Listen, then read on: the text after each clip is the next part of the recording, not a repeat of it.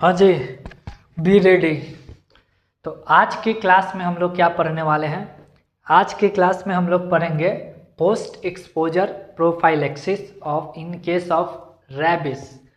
Okay, ये तो English में बोल दिए, हिंदी में क्या बोलना चाह रहे हैं? हिंदी में ये बोलना चाह रहे हैं कि आज के क्लास में हम लोग ये पढ़ेंगे कि अगर आपको आपको या चलिए हम ही को अगर कुत्ता ने अगर काट लिया तो हमें क्या करना चाहिए। तो अगर हमें कुत्ते ने काट लिया तो उसके बाद मेरा क्या बचाव का प्रक्रिया होगा, उसके बारे में जो वैक्सीनेशन शेड्यूल्स है, किस किस तरह की वैक्सीन दी जाती है, क्या शेड्यूल है, क्या रेजिमेंट्स है, क्या डोज होने चाहिए, उसके बारे में हम लोग आज डिस्कशन करने वाले हैं। इसी को बोला जाता है पोस्ट एक्सपोजर प्रोफाइलेक्सिस इन रैबिस। ओके, तो सबसे पहले समझने वाली बात यह है कि जो रैबिज डिसीज है इसकी फैटेलिटी रेट काफ़ी ज़्यादा हाई है। मतलब अगर आपको हाई है क्या, 100% है ऐसा बोलिए ना। तो अगर आपको रैबिस हो गया है तो भैया फिर समझ जाइए कि आपका ऊपर का ना टिकट बिल्कुल साइन हो चुका है, आपको ऊपर जाना ही पड़ेगा। तो डिसीज़ की जब फैटेलिटी रेट 100% रहेगी तो उस केस में ऑब्वियसली हमारे पास सिर्फ एक ही ऑप्शन बचता है, अपने आप को बचाव करना। तो आज की जो क्लास होने वाली है उसमें हम लोग यही समझेंगे कि जब हमें कुत्ते ने काट लिया, स्पेशली रैबिड एनिमल्स, तो हम अपने आप को किस तरीके से बचाव कर सकते हैं। अच्छा, क्या ऐसा है कि अगर मान लीजिए जो डोमेस्टिक्स जो डॉग्स होते हैं वो अगर काट लिया तो भी वैक्सीनेशन करा सकते हैं? अगर मेरा अगर आप क्या बोल सकते हैं, ऑथेंटिकली अगर बोला जाए तो रिक्वायरमेंट तो नहीं है, क्योंकि अगर कुत्ते को जब तक रैबिज नहीं हुआ है तब तक आपको रैबिज नहीं हो सकता है। जनरली जो डोमेस्टिक डॉग्स होते हैं उनको रैबिज नहीं होता है।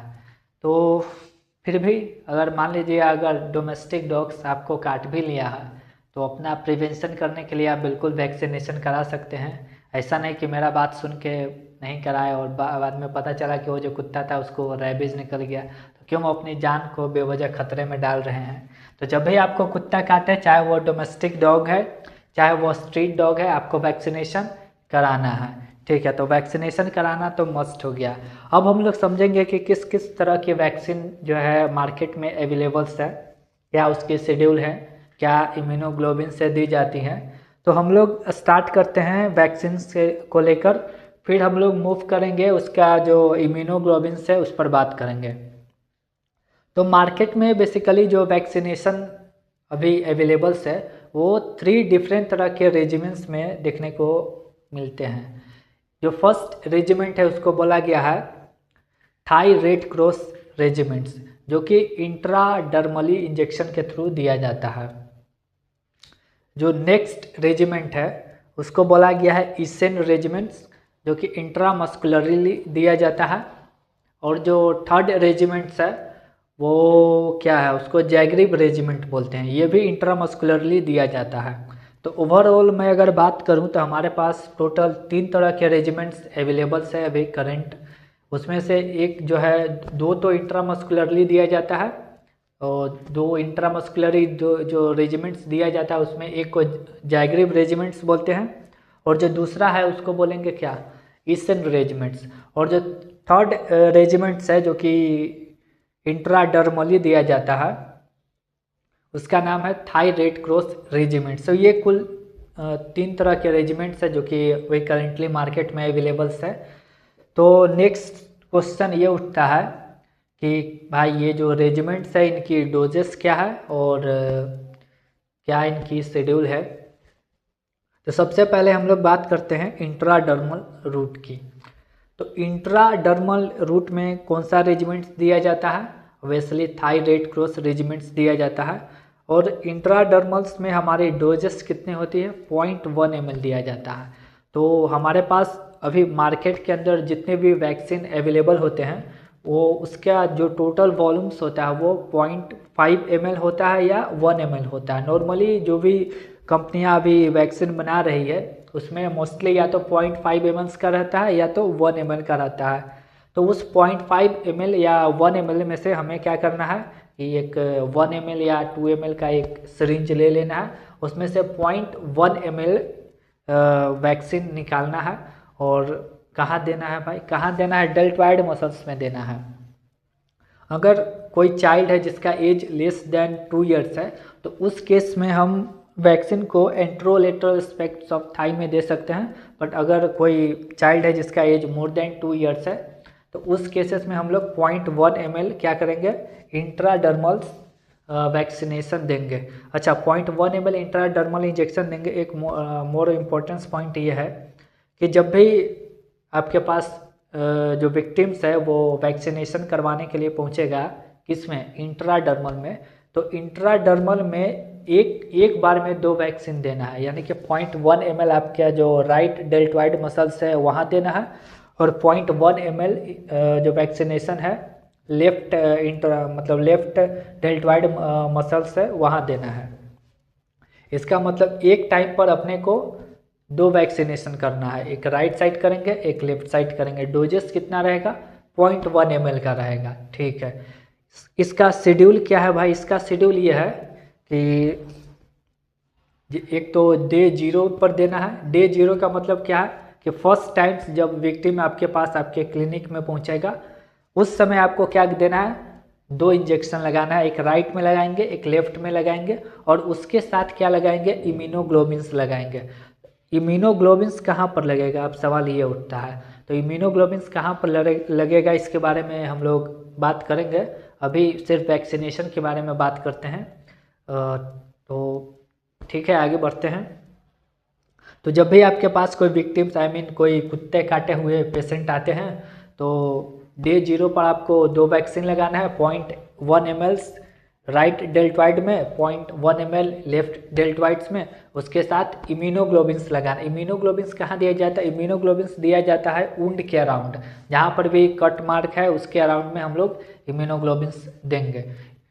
कई बार होता ये है कि जो रैबिट डॉग्स है वो उसके सलाइवस जो है आपके आइस है माउथ के अंदर ये सब भी चला जाता है। तो उस केस में क्या करते हैं कि कुछ बचा हुआ पार्ट जो है इम्यूनोग्लोबिन्स का उसको अलग जगह पर मसल्स में लगा देते हैं।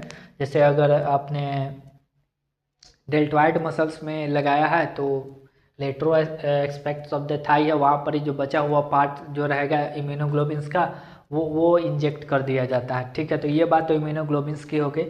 शेड्यूल के बारे में बात करें तो रहते हैं, तो शेड्यूल ये है कि डे 0 पर 2 मतलब लगेगा क्या, वैक्सीनेशन लगेगा, साथ में इम्यूनोग्लोबिन्स लगेगा और उसके बाद डे 3 पर लगेगा, यानी कि 2 दिन बाद है, 2 दिन बाद जो है फिर वैक्सीनेशन के लिए बुलाया जाएगा और 2 दिन बाद भी हमें 2 ही वैक्सीन लगाना है, राइट और लेफ्ट डेल्टॉइड्स।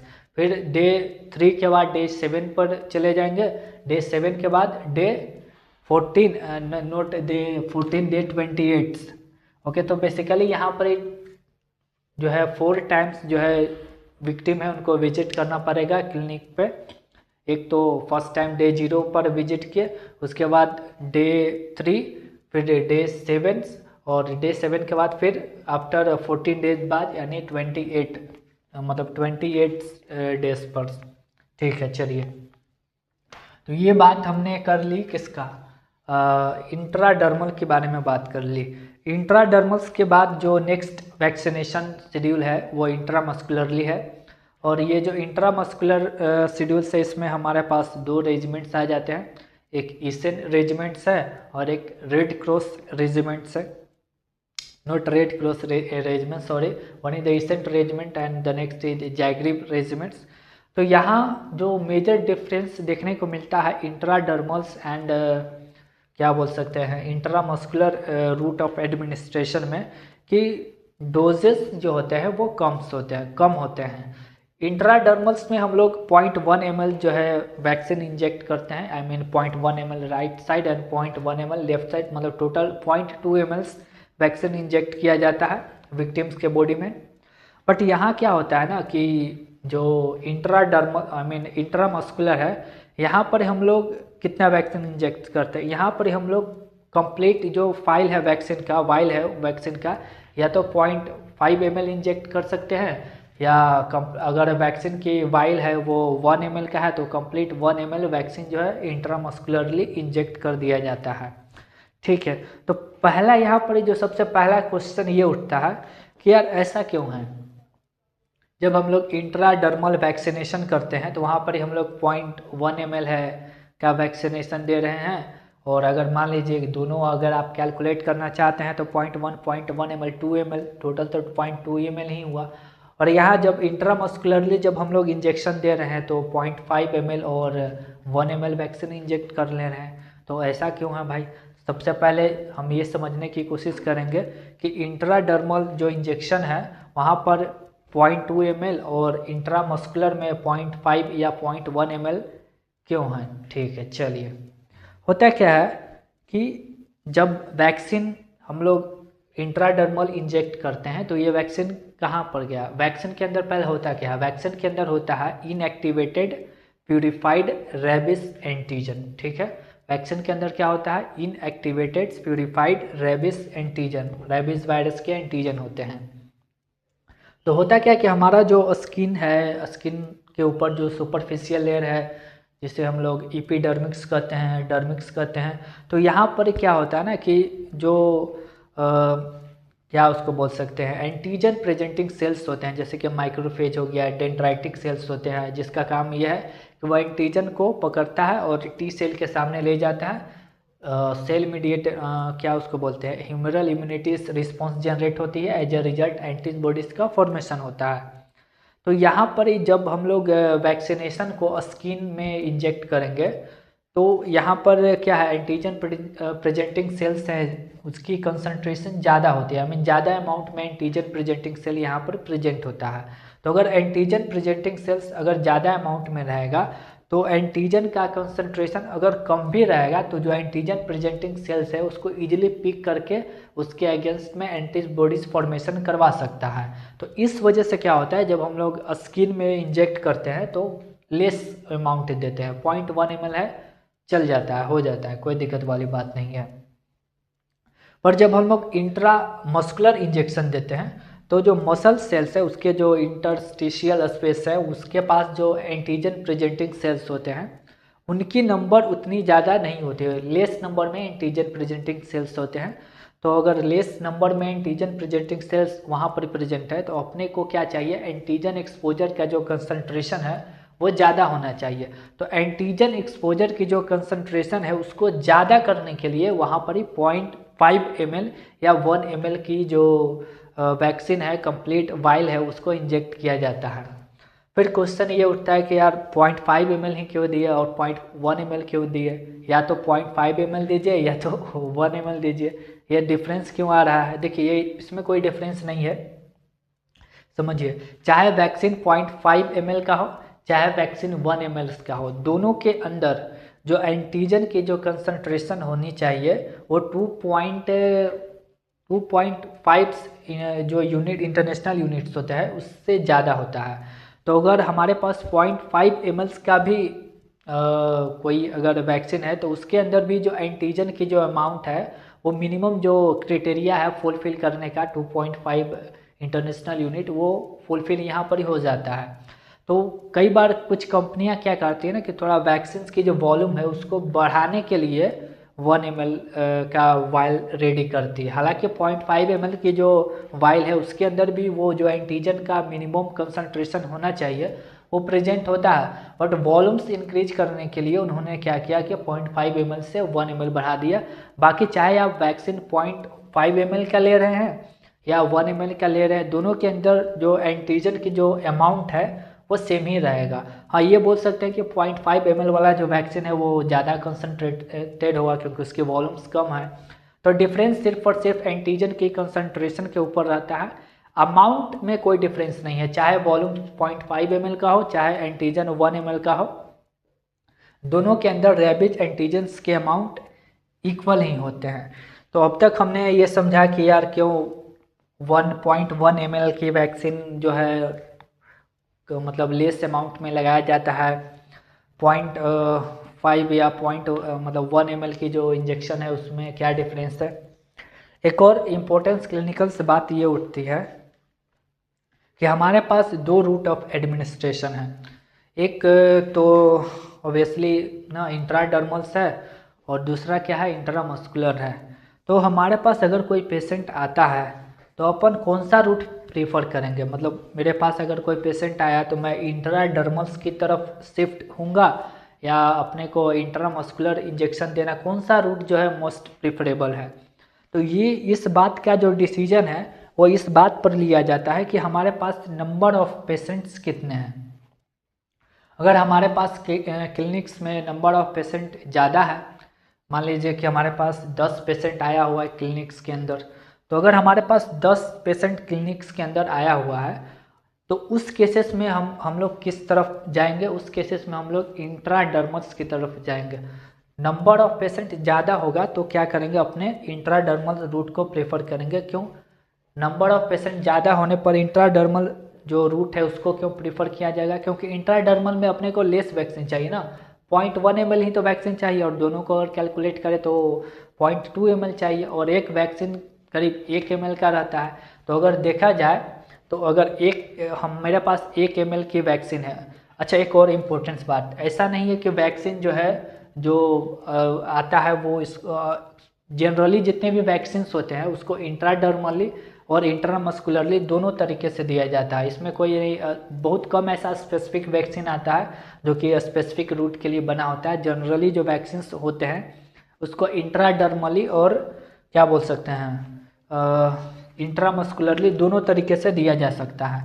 तो अगर हमारे पास पेशेंट जो है उसका नंबर ज़्यादा है, मान लीजिए हमारे पास 10 पेशेंट अभी ऑलरेडी डिस्कस किया वो आया हुआ, तो अगर 10 पेशेंट को अगर अपने को अगर इंट्रामस्कुलरली देने के लिए जाएंगे तो अपने को टोटल 10 वैक्सीन चाहिए। लेकिन अपने जब हम लोग इंट्राडर्मली जब जाएंगे तो इंट्राडर्मली के लिए एक पेशेंट के लिए अपने पास कितना चाहिए, 0.2 ml चाहिए।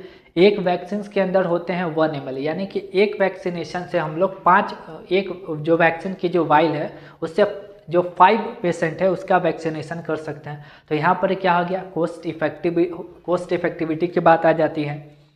दूसरा तरफ ये होता है कि अगर मैं पेशेंट के नंबर ज़्यादा हैं तो पेशेंट के नंबर ज़्यादा है उसमें अगर हम लोग इंट्रामस्कुलरली की तरफ जाएंगे तो अपने को नंबर ऑफ वैक्सीन ज़्यादा लग जाएंगे। नंबर ऑफ वैक्सीन ज़्यादा होंगे तो कॉस्ट ज़्यादा लग जाएगा।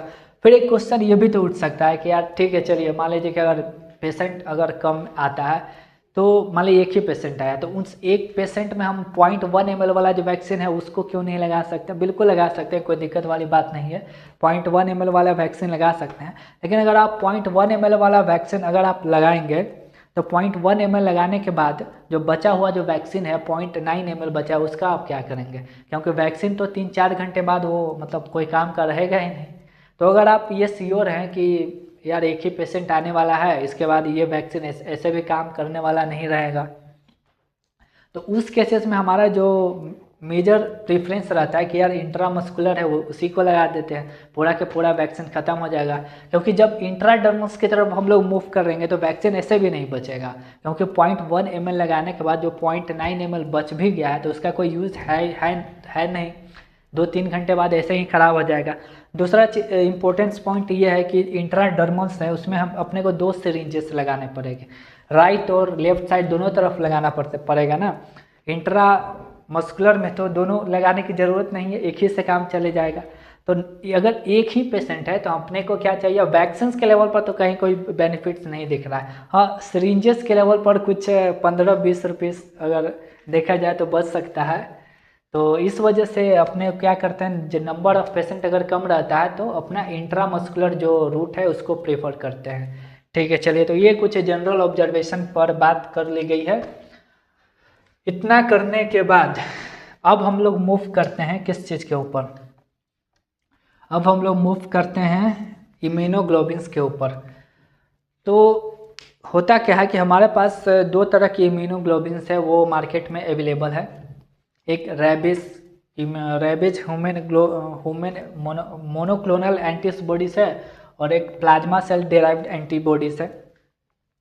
तो जो प्लाज्मा सेल डेराइव्ड एंटीबॉडीज़ है उसका जो डोज है वो करीब 20 इंटरनेशनल यूनिट पर केजी है, और जो मोनोक्लोनल एंटीबॉडीज़ है उसकी जो इंटरनेशनल यूनिट है वो 3.33 इंटरनेशनल यूनिट पर केजी है।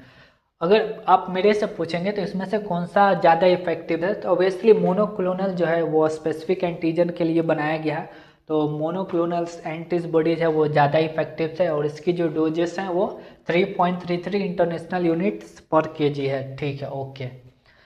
तो भाई 3.3 इंटरनेशनल